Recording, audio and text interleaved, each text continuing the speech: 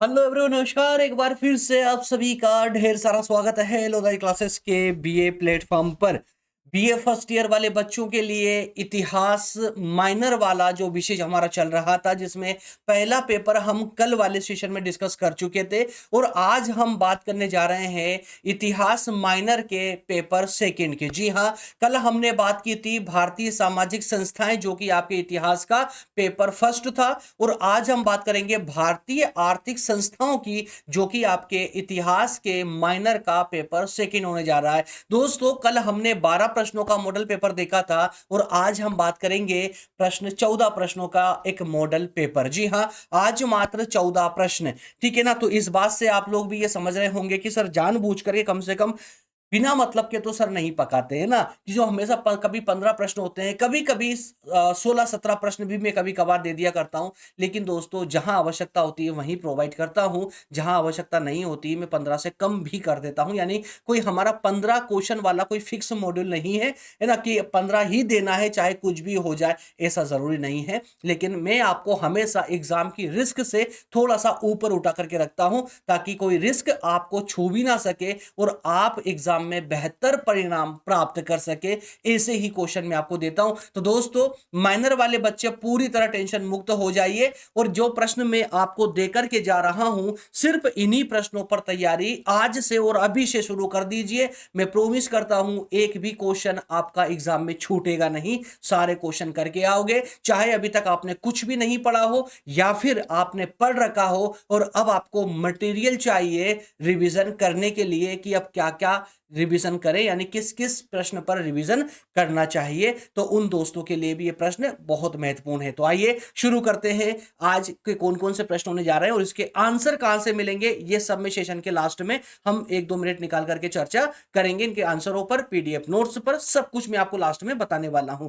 फिलहाल करते हैं सेशन की शुरुआत। लेते हैं आज का पहला क्वेश्चन। पहला क्वेश्चन है, भारत की प्राचीन आर्थिक संस्थाओं का स्रोत बताइए। तो प्राचीन आर्थिक संस्थाएं जितनी भी रही है प्राचीन भारत की, उनके स्रोत बताने हैं। प्रश्न नंबर 2 में आप देखेंगे, नवपाषाण काल, सिंधु सभ्यता, ताम्रपाषाण काल और वैदिक काल में कृषि व्यवस्था का उल्लेख कीजिए। मेरे प्यारे दोस्तों, अब ऐसे प्रश्नों में थोड़े से सतर्कता की जरूरत है।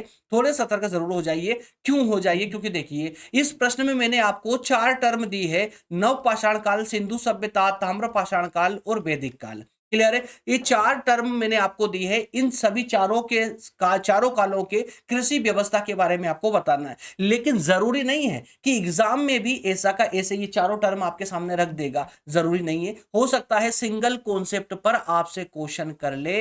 हो सकता है नवपाषाण काल मात्र पूछ ले, या फिर नवपाषाण काल के साथ ताम्रपाषाण काल पूछ ले, या वैदिक काल पूछ ले, कुछ भी हो सकता है। लेकिन आपको तैयारी करनी है मात्र इन 4 टर्मों पर अच्छे से डिटेल में। फिर एग्जामिनर चाहे कुछ भी पूछेगा, आप आंसर दे करके आओगे। क्लियर? अगला प्रश्न है, मौर्य काल, गुप्त काल और उत्तर गुप्त काल में कृषि व्यवस्था कैसी थी बताइए। तीनों कालों में, मौर्य काल, गुप्त काल और उत्तर गुप्त काल। क्लियर? प्रश्न नंबर 4 को देखिए, भारत में पाषाण काल में आखेट और आखेट कौशल को समझाइए। प्रश्न नंबर 5 को देखिए, सिंधु सरस्वती सभ्यता की प्रमुख विशेषताओं का वर्णन करते हुए वहां के नगर नियोजन और व्यवसाय प्रणाली का विश्लेषण कीजिए।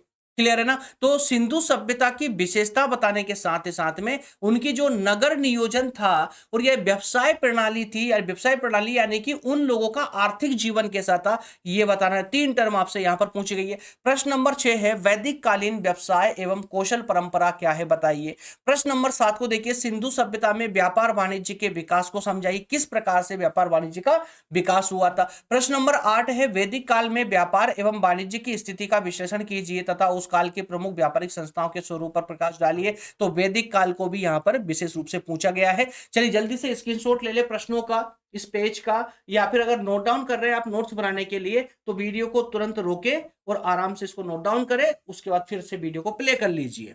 ठीक है ना? चलिए आगे बढ़ेंगे प्रश्न नंबर 9 की ओर। मौर्य काल में व्यापार वाणिज्य की स्थिति पर प्रकाश डालते हुए उस समय की प्रमुख व्यापारिक संस्थाओं का सविस्तार वर्णन करें। है ना? चलिए मौर्य काल देखिए, मौर्य काल में व्यापार वाणिज्य की स्थिति कैसी थी यह बताना है। साथ ही साथ में उस समय व्यापारिक संस्थाएं जो हुआ करती थी, उन संस्थाओं के बारे में भी आपको यहां विस्तार से बताना होगा। प्रश्न नंबर 10 को देखिए, गुप्त काल में व्यापार वाणिज्य की स्थिति का आलोचनात्मक वर्णन कीजिए। तो गुप्त काल में व्यापार वाणिज्य की स्थिति का आलोचनात्मक वर्णन करना है। इस काल की प्रमुख व्यापारिक संस्थाओं की कार्यप्रणाली और महत्व पर प्रकाश डालिए। प्रश्न नंबर 11 है, वैदिक कालीन कर व्यवस्था का विस्तृत वर्णन करते हुए उस काल में प्रचलित कर संबंधी प्रमुख शब्दावली तथा इन करों के सामाजिक प्रभाव का विश्लेषण भी करें। तो इस वैदिक कालीन जो व्यवस्था रही है, कर व्यवस्था, वैदिक काल के समय में कर व्यवस्था किस प्रकार की थी ये बताते हुए उस काल में जो कर संबंधी शब्दावलियां चलती थी, कर संबंधी शब्दावली उनको बताना है। साथ ही साथ में इन करों के ये जो कर वसूले जाते थे इस समय में, इसका समाज पर क्या प्रभाव पड़ता था, ये प्रभाव भी आपको बताना होगा। प्रश्न नंबर 12 है, मौर्य काल में कर व्यवस्था को समझाइए। मौर्य काल के समय की कर व्यवस्था कैसी थी।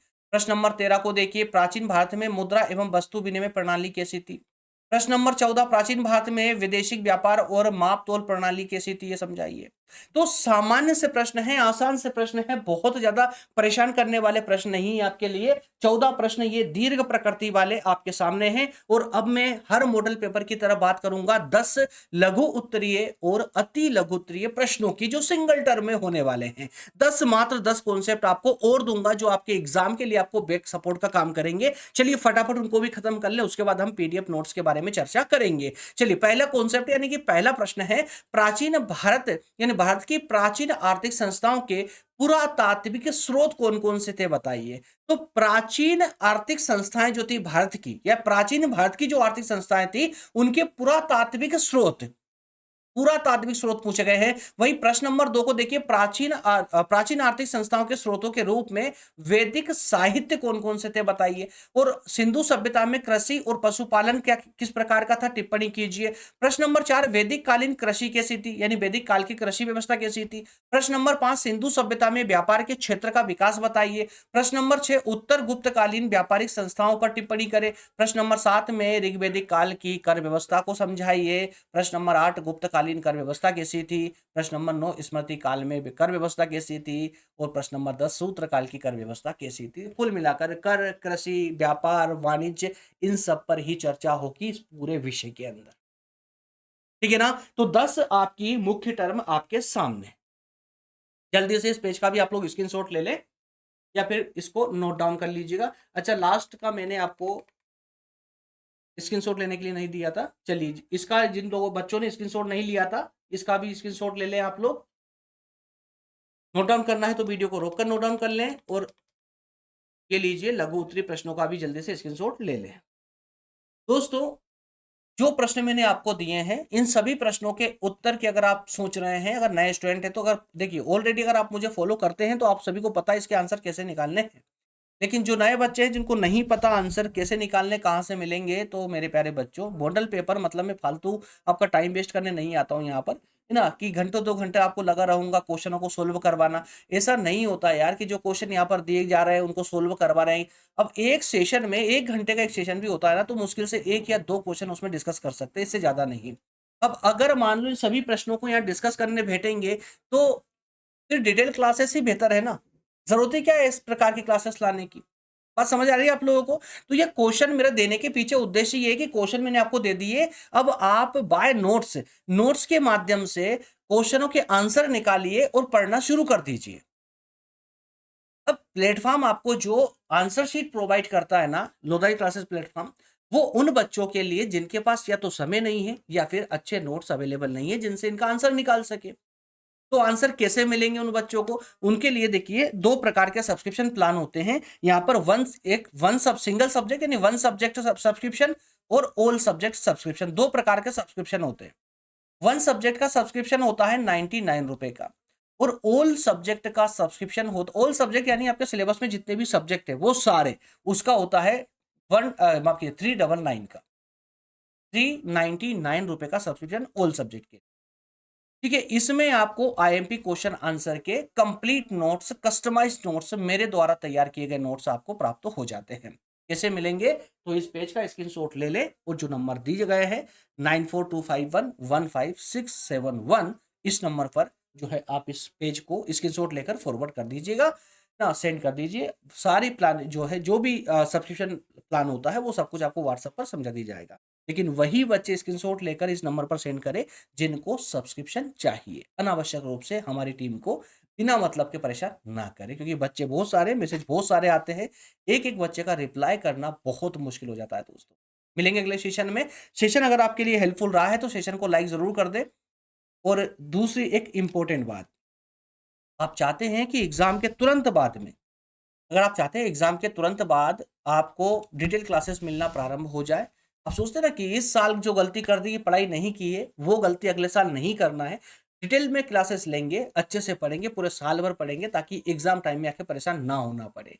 अगर ऐसी स्थिति आप लोगों की भी, अगर आप भी ऐसा सोच रहे हैं, तो दोस्तों चैनल को सब्सक्राइब कर लें, बेल आइकन को प्रेस कर लें ताकि हमारा चैनल आपसे इधर-उधर ना जाए और सभी नोटिफ़िकेशन हमारे आप तक पहुँचते रहे, क्योंकि एग्ज़ाम के तुरंत बाद में 2026 को टारगेट करते हुए, 2027 को टारगेट करते हुए सेकंड ईयर की न्यू बैच हम स्टार्ट करने जा रहे हैं सभी सब्जेक्टों की न्यू सिलेबस के अकॉर्डिंग। तो जो भी बच्चे क्लास लेना चाहे सब्सक्राइब ज़रूर कर लें चैनल को। मिलेंगे अगले सेशन में। बहुत धन्यवाद। Thank you.